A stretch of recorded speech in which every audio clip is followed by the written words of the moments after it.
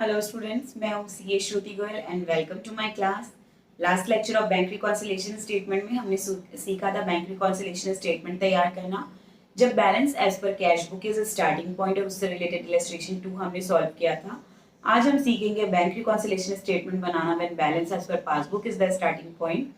इसमें सबसे बेसिक बात ये है कि जो bank reconciliation statement as per cash book में प्लस आइटम में लिखे होते हैं वो एज पर पासबुक में माइनस आइटम में लिखे होंगे, और जो कैश बुक में माइनस आइटम में लिखे होते हैं वो पासबुक में प्लस आइटम में लिखे होंगे।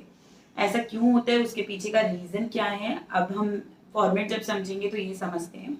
सो let's start. Bank reconciliation statement लिखेंगे हेडिंग में, then date of bank reconciliation statement preparation, particulars, plus item and minus item.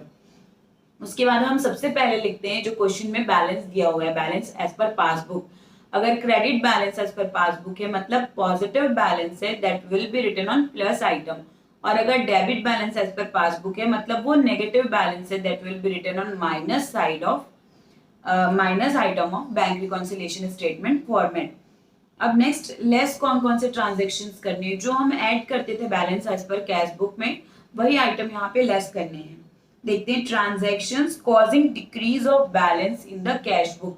वो ट्रांजैक्शंस जो पासबुक में रिकॉर्ड हो गए हैं या फिर पासबुक में नहीं रिकॉर्ड हुए हैं लेकिन जिनके कारण कैश बुक का बैलेंस कम हो रहा है या नहीं बढ़ रहा है पर पासबुक का बढ़ चुका है, उनको रिड्यूस करने के लिए माइनस आइटम करना पड़ेगा, क्योंकि अब पासबुक को बनना है कैश बुक के जैसे। इसलिए कैश बुक ने जो किया है पासबुक को वो करना पड़ेगा, और कैश बुक ने जो नहीं किया है पासबुक को वो नहीं करना पड़ेगा। और कर दिया है तो एलिमिनेट करना पड़ेगा उसका effect. First transaction, cheque directly deposited into bank but not recorded in the cash book. क्या हुआ है कि बैंक में किसी कस्टमर ने डायरेक्टली जाके अमाउंट डिपॉजिट करा दिया जिसके कारण पासबुक का बैलेंस हो गया इंक्रीज, लेकिन कैश बुक को इसकी कोई खबर नहीं है।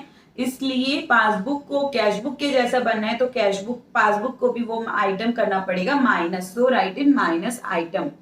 Next, check issued but not presented in bank. जब हमने चेक इशू किया तो क्योंकि हमारा वो विड्रॉल है, हमने पैसे दिए, किसी को चेक दिया, हमारा बैलेंस कम होता है इसलिए हमने कैश बुक में उसको कर दिया credit, that is we have reduced balance of cash book. लेकिन अभी प्रेजेंट नहीं हुआ है पेमेंट के लिए, इसलिए पासबुक में उसकी एंट्री नहीं हुई है। बैंक ने हमारा बैलेंस रिड्यूस नहीं किया है क्योंकि कैश बुक ने रिड्यूस कर दिया और कैश बुक तक पहुंचना है, इसलिए पासबुक से भी उसे कर देंगे minus. Next, interest allowed by bank not recorded in cash book. Bank ने इंटरेस्ट अलाउ किया है, इंटरेस्ट दिया है हमें जिसके कारण हमारा बैलेंस बढ़ा दिया है, क्योंकि इंटरेस्ट मिला है हमारा बैलेंस इंक्रीज हो गया। लेकिन कैश बुक में अभी भी वो एंट्री नहीं हुई है, कैश बुक का बैलेंस कम ही दिख रहा है, इसलिए कैश बुक के जैसा बनने के लिए पासबुक से वो आइटम हमें करना पड़ेगा minus. Next, bills receivable directly collected by bank. कुछ हमारे बिल्स हैं जो बैंक ने डायरेक्टली कलेक्ट किए तो हमारा पैसा हमारे अकाउंट में आया और बैंक ने बैलेंस बढ़ा दिया। लेकिन क्योंकि डायरेक्टली बैंक में हो गया, कैश बुक को इस बात की खबर नहीं है, कैश बुक अपडेटेड नहीं है, इसलिए पासबुक का भी बैलेंस से माइनस करना पड़ेगा ताकि हम कैश बुक तक अराइव कर पाए। Next, payment directly into bank but not recorded in the cash book.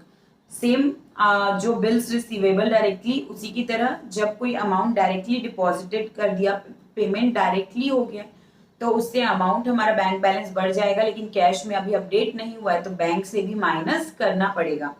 Next, check issued is returned bye bank. जब हमने चेक इशू किया तो कैश बुक में बैलेंस कर दिया कम, लेकिन अभी बैंक ने रिटर्न कर दिया वो चेक, यानी बैंक से बैलेंस कम नहीं हुआ है, इसलिए कैश बुक तक अराइव करने के लिए अमाउंट करना पड़ेगा minus. Other income directly received by bank. कोई भी इनकम बैंक में डायरेक्टली आ रही है जिसको कैश बुक को जिसकी खबर नहीं है तो उससे बैंक बैलेंस तो बढ़ी है लेकिन कैश बुक का बैलेंस नहीं बढ़ा है, इसलिए कैश बुक के बैलेंस तक पहुंचने के लिए पासबुक से वो आइटम माइनस करना पड़ेगा। Next, wrong credit in the cash book. Cash book में रॉन्ग क्रेडिट किया, यानी कैश बुक ने क्रेडिट साइड में अमाउंट ज्यादा लिख दिया, उसके कारण डेबिट बैलेंस हो जाएगा कम।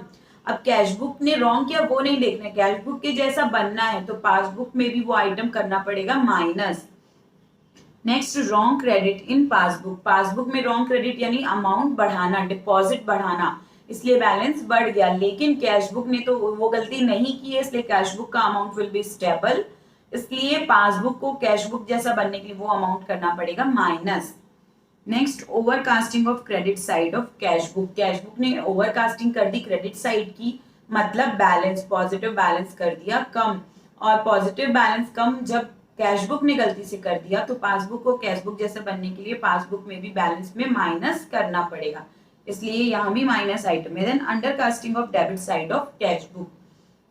कैश बुक का डेबिट साइड अंडर कास्टिंग है, मतलब जो बैलेंस आता उससे कम आएगा और पासबुक में वो बैलेंस दिखेगा ज्यादा, और कैश बुक जैसा बनने के लिए पासबुक से माइनस करना पड़ेगा। कैश बुक का डेबिट साइड मतलब पॉजिटिव साइड, और पॉजिटिव साइड का कम टोटल किए यानी बैलेंस दिखेगा कम, और पासबुक और कैश बुक जैसा बनने के लिए पासबुक को भी माइनस करना पड़ेगा वो आइटम। ये हो गए माइनस आइटम जो माइनस करने पड़ेंगे। नेक्स्ट, ट्रांजैक्शंस जो कैश बुक के बैलेंस को बढ़ाते हैं वो पासबुक में भी प्लस करना पड़ेंगे कैश बुक के जैसा बनने के लिए। So cheque received but not deposited in bank. जब next, cheque deposited but not collected by bank. जब हमें किसी कस्टमर से चेक मिला तो हमने अपना उसे डेबिट कर दिया और हमारा बैलेंस कैश अकाउंट का बढ़ गया। कैश अकाउंट के बैंक कॉलम का बैलेंस बढ़ गया जब हमें चेक मिला किसी कस्टमर से, चाहे हमने उसको बैंक में डिपॉजिट किया या नहीं, चाहे चेक से अमाउंट बैंक ने कलेक्ट किया या नहीं, लेकिन बैंक कब बढ़ाएगा? जब वो अमाउंट कलेक्ट हो गया है और डिपॉजिट हो गया चेक तब। तो जब तक नहीं कलेक्ट हुआ है और नहीं डिपॉजिट हुआ है तब तक बैंक का बैलेंस नहीं दिखेगा, कैश का बढ़ा हुआ।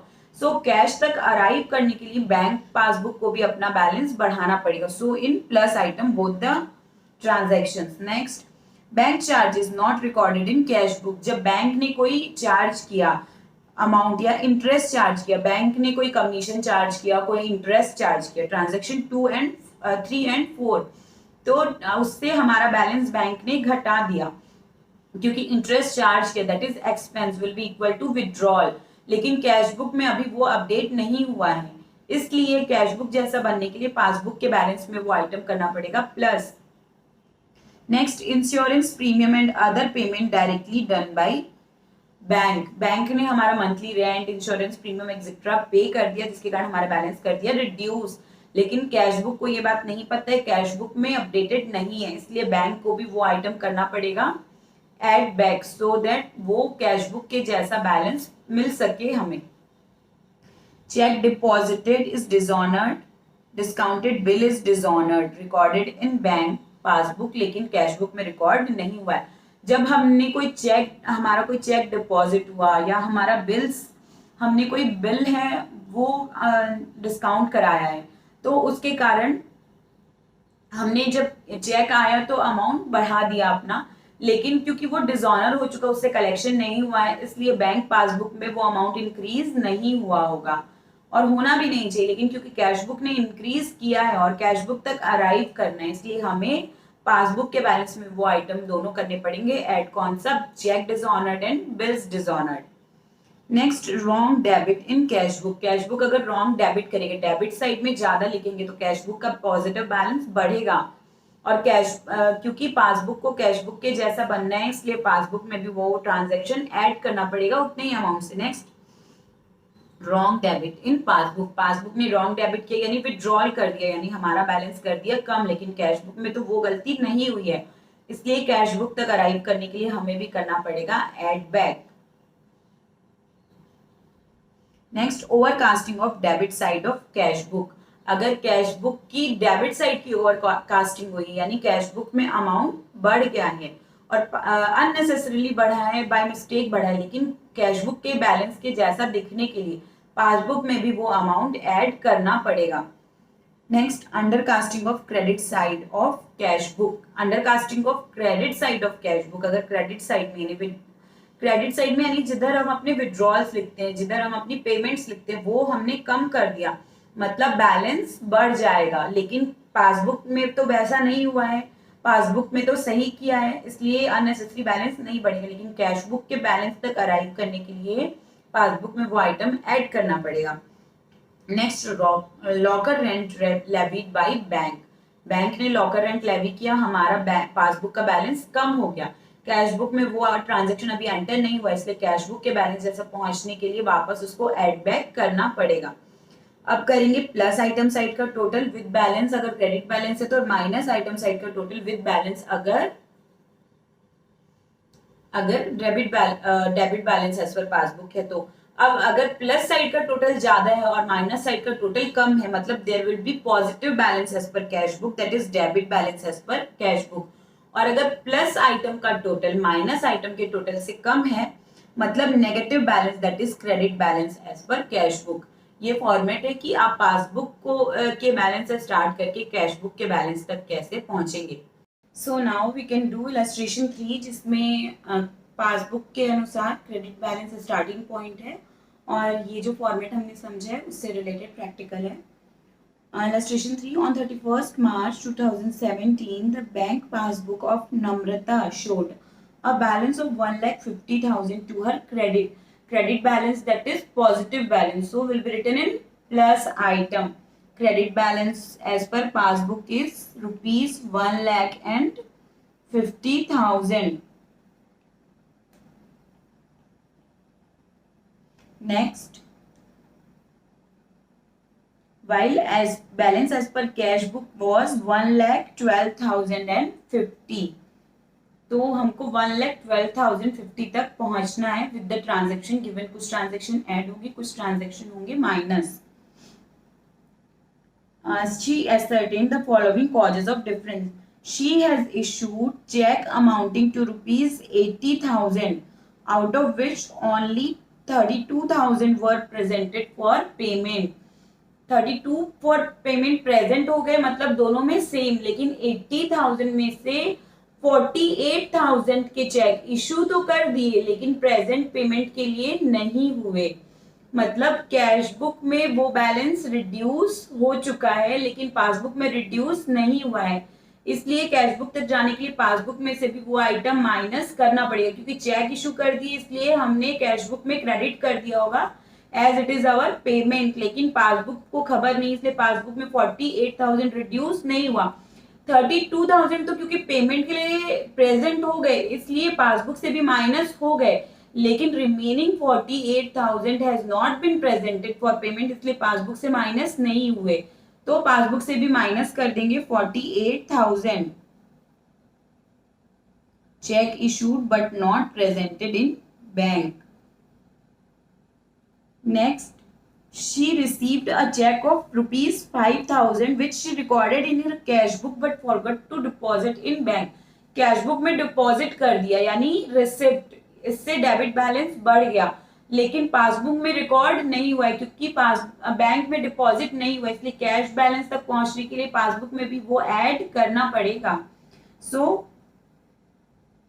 प्लस आइटम में लिखेंगे rupees 5,000। Cheque received but not deposited in bank in plus item, ये 48,000 will be in minus item side.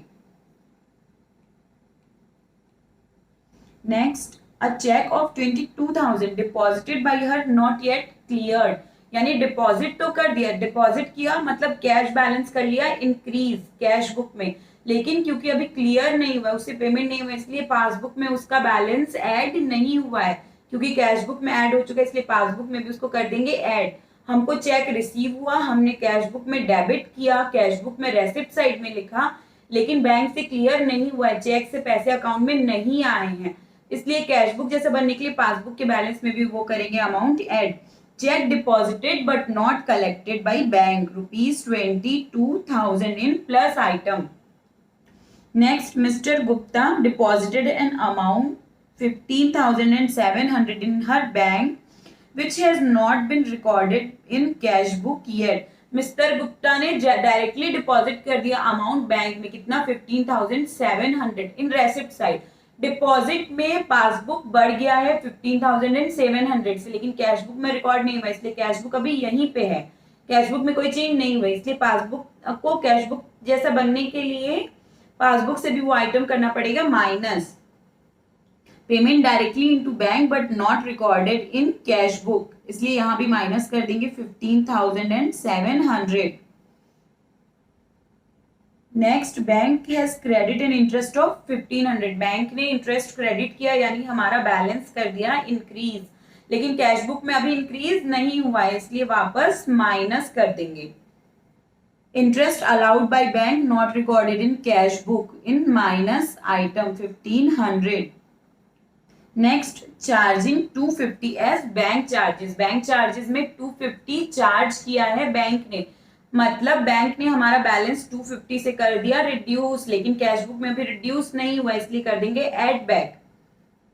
Bank charges not recorded in cash book, add back 250। So अब plus और कोई transaction नहीं है इसलिए plus item और minus item को कर लेते हैं टोटल।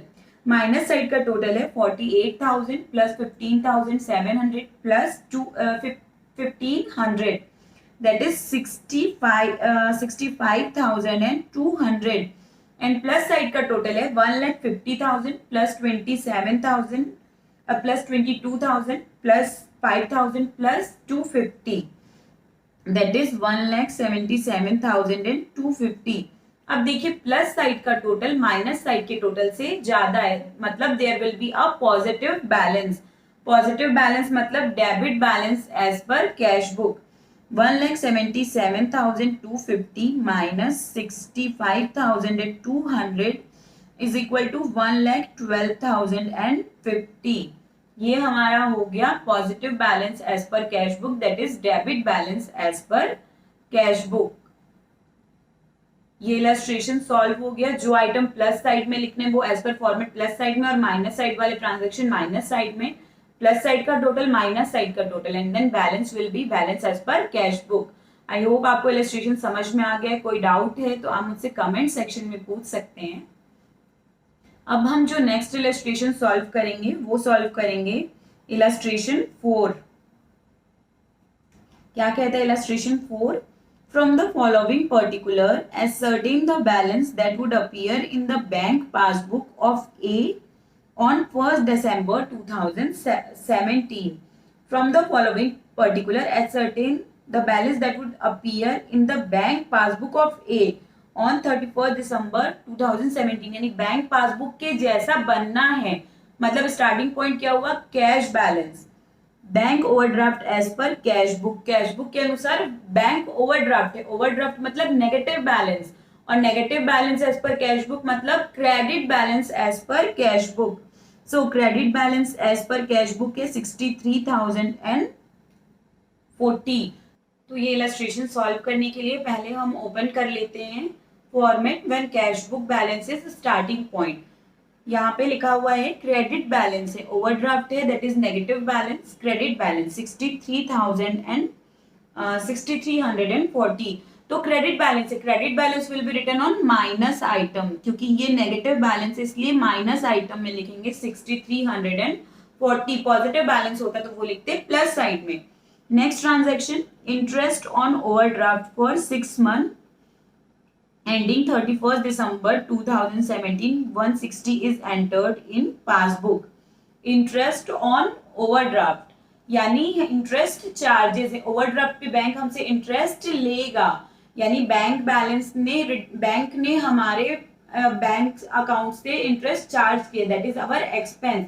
उससे पासबुक ने हमारा बैलेंस और रिड्यूस कर दिया है, लेकिन अभी कैश बुक में रिड्यूस नहीं हुआ है, इसलिए पासबुक जैसा बनने के लिए कैश बुक में भी रिड्यूस करना पड़ेगा। रिड्यूस करने के लिए that will be written on minus item. Bank charges, interest charged by bank, क्योंकि ओवरड्राफ्ट है तो बैंक इंटरेस्ट चार्ज करेगा। पॉजिटिव बैलेंस होता तो हमको इंटरेस्ट मिलता, लेकिन हमारा लोन है, ओवरड्राफ्ट है, इसलिए वी हैव टू पे the interest. So in payment side, और अगर कैश बुक में रिकॉर्ड करना है तो रिड्यूस करना पड़ेगा balance, so we have to write in minus side and amount is 160। Next transaction, bank charges of 400 are debited in passbook only. Passbook ने 400 से हमारा बैलेंस और कम कर दिया बैंक चार्जेस के नाम पे, लेकिन अभी कैश बुक में रिड्यूस नहीं हुआ है। To arrive till passbook, cash book में भी वो 400 करना पड़ेगा माइनस, यानी बैलेंस और कम हो जाएगा, ओवरड्राफ्ट बढ़ जाएगा। पॉजिटिव बैलेंस होता तो कम होता, लेकिन ओवरड्राफ्ट इंक्रीज होगा। Next, check issued but not cashed prior to 31st December amounted to 11 lakh and 6800. Check issue किया, जो हमने कैश बुक में चेक इशू करते समय अपना बैंक कॉलम का बैलेंस कर दिया होगा कम, क्योंकि हमने चेक इशू किया, that is our payment. Cheque issue करते ही हमने पेमेंट साइड में रिकॉर्ड किया और बैलेंस कर दिया कम, पॉजिटिव बैलेंस कम किया, नेगेटिव बैलेंस तो increase. So we have reduced our balance.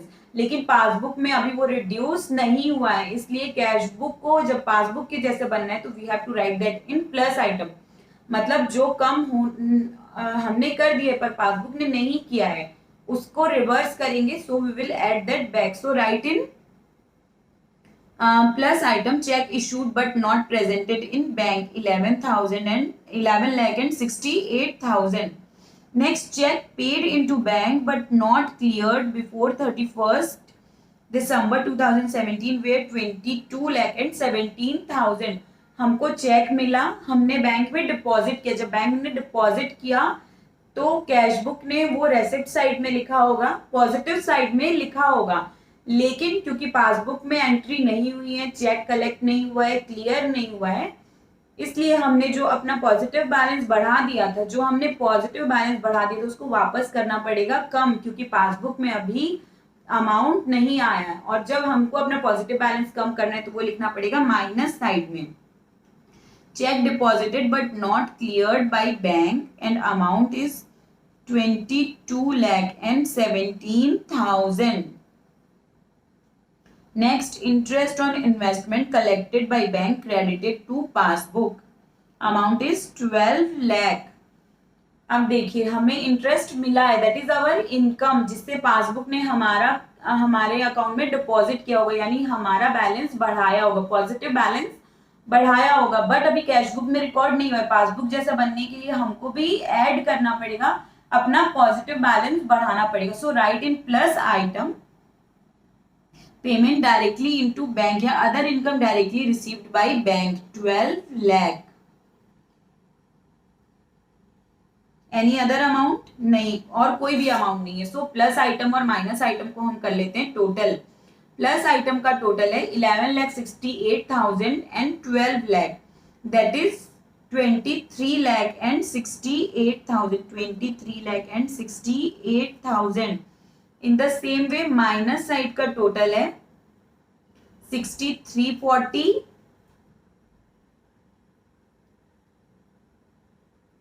Plus 400 plus 22 lakh and 17,000, that is 22 lakh and 23,900. अब देखिए पॉजिटिव साइड का टोटल ज्यादा है और नेगेटिव साइड का टोटल कम है। प्लस आइटम का टोटल है 23,68,000 और जो माइनस आइटम है उसका टोटल है 22,23,900. सो 23,68,000 माइनस 22,23,900.